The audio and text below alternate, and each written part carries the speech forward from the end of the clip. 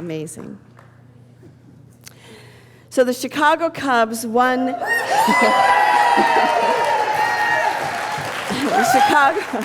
Chicago Cubs won their first World Series since 1908. It was 108 years in the making. Yes.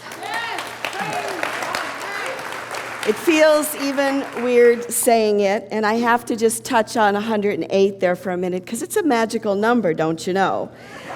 There are 108 stitches in a baseball. There are 108 mala beads in a Hindu prayer beads. There are 108 meters in the left and right field corners of Wrigley Field. The Ricketts family, who own the Cubs, their headquarters is in Omaha, Nebraska, on 108th Street. And it was on 10/8 that the Cubs were last in a World Series, and that was in 1945. So it was sort of destined to happen, don't you think? More than 40 million people watched Game 7 of the World Series. It was the most watched World Series game over the past 25 years. Anybody watch it? Yes. I actually found a dive bar that was loaded with Chicago fans in Wallingford. It was wonderful. And the truth is that whether you're a baseball fan or not, or a sports fan or not, in this world of a contentious election, of global warming, of Standing Rock, of random shootings, we needed some good news and we needed some positive energy. Unless you're from Ohio, of course, I understand. And who better to create this positive energy than a team and fans who have suffered and lost for 4 generations? Tim Dahlberg said this. He said, "It was 108 years in the making, and it was epic. The Cubs and the Indians made a divided country feel better about itself, and the sight of thousands in the streets outside both ballparks made a lot of people feel better about the game of baseball." I think that Game 7, for me, was a microcosm of the last 108 years, and it was typical of how the Cubs play baseball, because they started out with a run in the first inning. It's like, yay, we've got it, and then it was 1-0, then it was 3-0, 3-1, and then it kept going, right? It kept going, and we thought we had it, and then before we know it, going into the 9th inning, the score is tied 7-7. And then going into the 9th inning, there was this rain delay. I mean, who gets a rain delay? And I thought, what next? Hail and a plague of frogs? I mean, will that be next?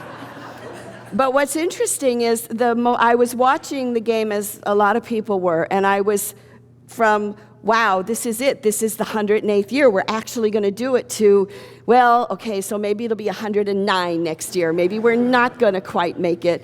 And just kind of being on that edge of it is going to happen or it isn't going to happen. And then, of course, it was this, again, it was a microcosm of what we have experienced over the last 108 years, because the Cubs don't make anything easy. Some people say it's like it's like the rug is pulled out from under you as soon as you feel like you have it. But it was this ecstatic energy when it finally happened. Can you drop the screen?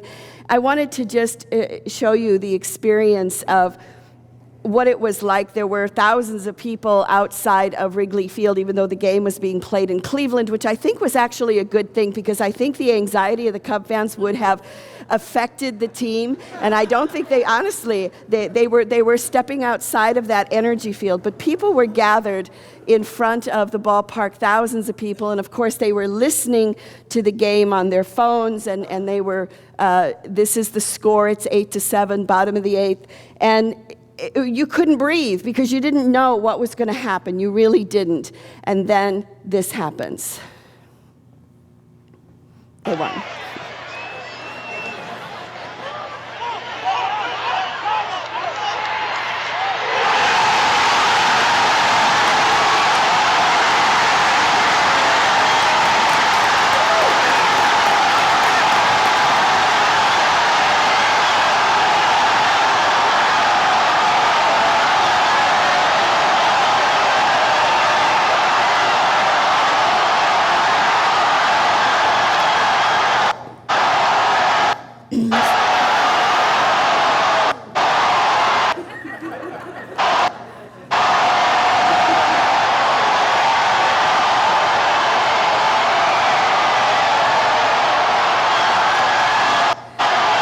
So we can stop it now.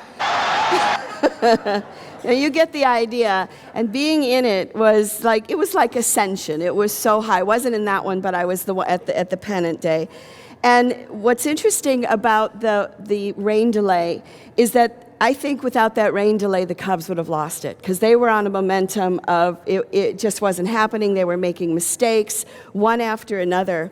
And Tim Dahlberg wrote this. He said, "We have to give some of the credit to an intervention from above. When the baseball gods finally decided that the Cubs had suffered enough and interrupted the game just as it was going into the 10th inning, it wasn't a long rain delay, far from it, but just long enough for the players to gather in strength and to listen to outfielder Jason Hayward tell them that they had come too far to get two down at this point." Anthony Rizzo said it was the best rain delay of our lives.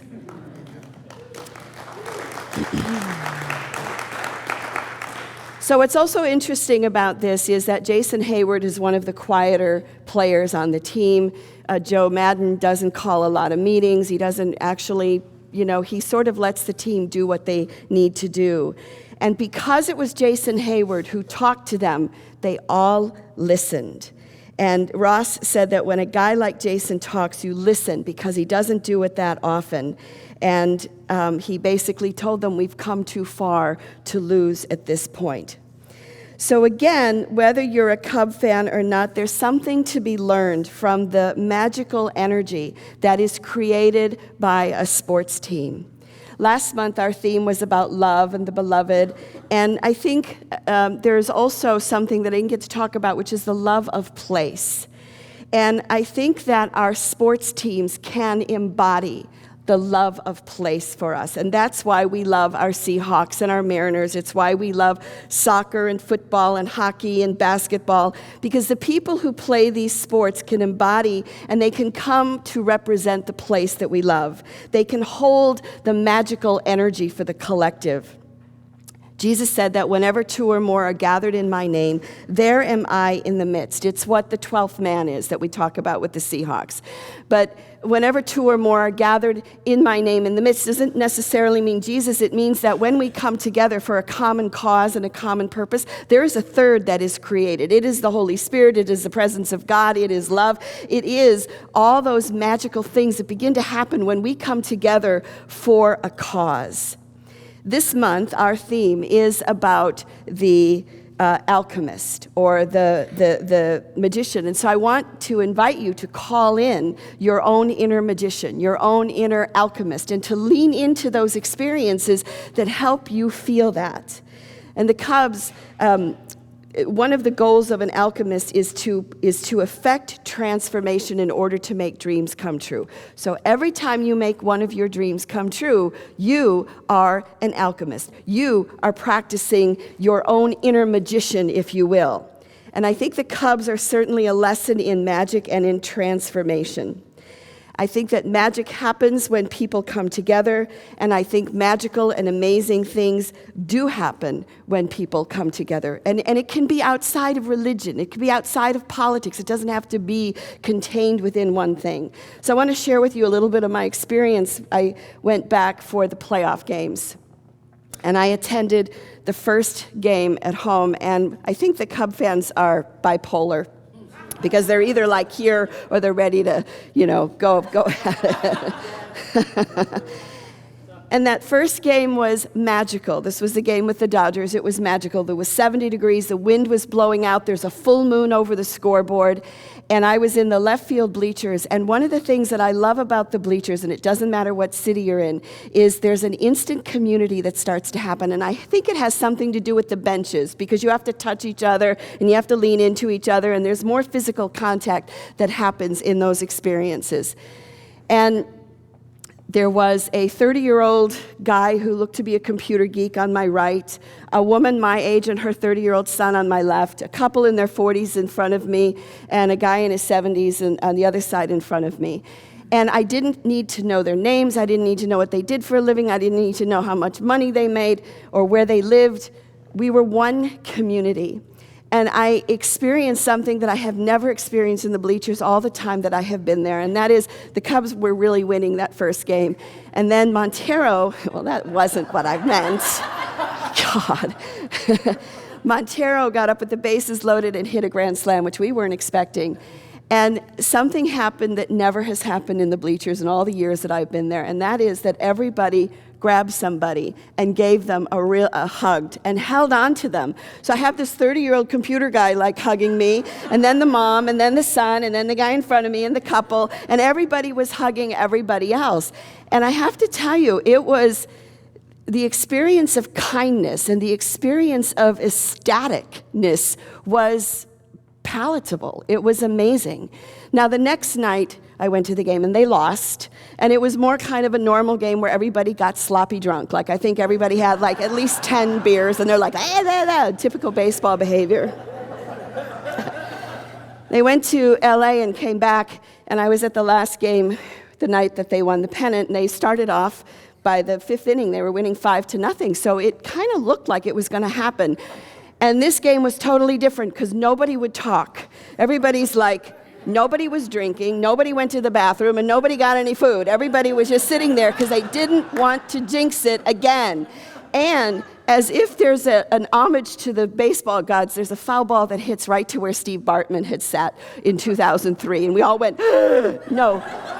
It didn't happen, it's fine. And around the seventh inning, when I thought, this is really happening, I turned to look at the guy next to me to say something, and he looked at me and he said, shut up.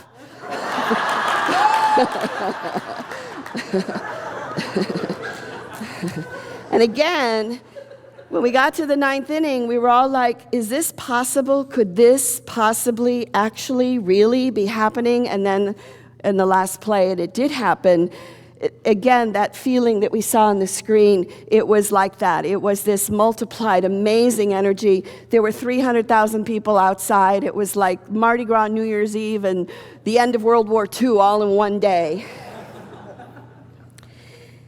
And you know, everyone on the streets was kind. Everyone on the street, nobody like burned a car or broke windows or anything. Everyone was kind.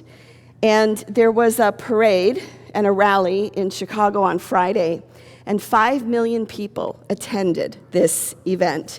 It is the 7th largest gathering of humanity in history.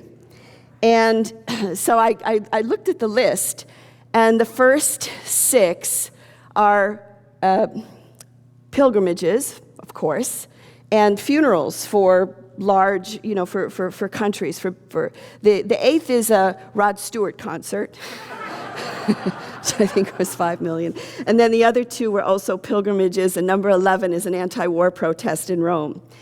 But my girlfriend went to the rally, and she said she couldn't even get near it, but she said there were 5 million people out in the streets, and you could talk to anybody. Didn't matter where you were, who you were with. It was an instant community. Everybody was connected with everybody. There was this feeling of ecstaticness and love in the air. And I thought, you know, who would have thought that peace on earth would come with the win of a World Series? And I get that there's still all the stuff that's happening in the world, but I think we have these moments of being able to touch what does peace on earth look like. And it doesn't have to be religious. It doesn't have to be because I meditated for 10 hours. I had the highest experience being in the bleachers of any spiritual experience I've ever had in my life. I thought, you know what? I could ascend right now and I'm done. I can leave right now. But you know, magic, so there was magic in the air. There was definitely magic happening. But magic isn't enough in our own worlds and in the Seahawks or the Mariners or the Cubs or whoever they may be, because we need to show up and we need to support magic. The difference for me between the 69 Cubs, who were very magical, and they were like one being when I would watch them, is that they never rested. So by the time September came and the Black Cat stepped in front of the dugout in New York, it all started to fall apart. Because magic isn't enough. And I think that what happens is that in our personal lives and in the larger collective, that when we do our work, when we show up, when we give our gifts and we give our talents, magic can happen. But we can't rely totally on magic. We have to do our work and then knowing that it will show up. So what does this mean for you and me? I mean, really, what does a World Series, a pennant, have to do with you and I? I think it means that anything is possible, that no matter what grind you may have or rut you have yourself stuck in and you feel like it can never end, we can rise up, just like those dancers climbing, right? We can rise up out of any situation. It means that nothing is impossible, and it means that when we come together, when two or more are gathered in my name, there am I in the midst. There's that magic. There's that presence. There's that Spirit of God. It's the same energy that my daughter felt when she went to Tomorrowland in Brussels and danced for 3 days.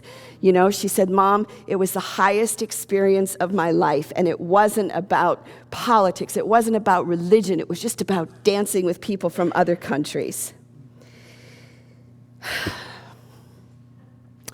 So my prayer is that we find ways to experience this more without having to wait 108 years for something to happen, where we can experience this ecstatic love, this kindness, this compassion, this rising up in our personal lives, in our collective lives, in our national life, because the truth is we can do anything.